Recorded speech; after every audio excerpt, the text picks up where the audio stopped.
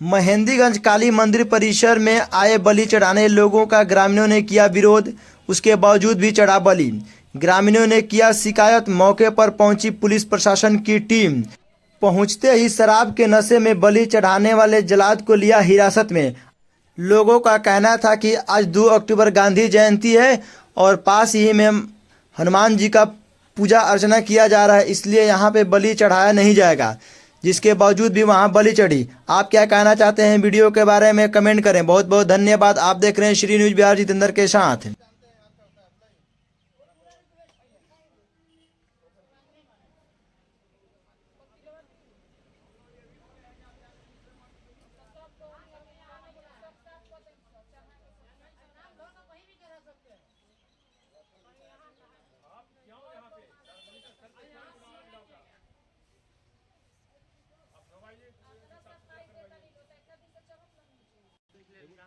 एगो लिख के दे दो।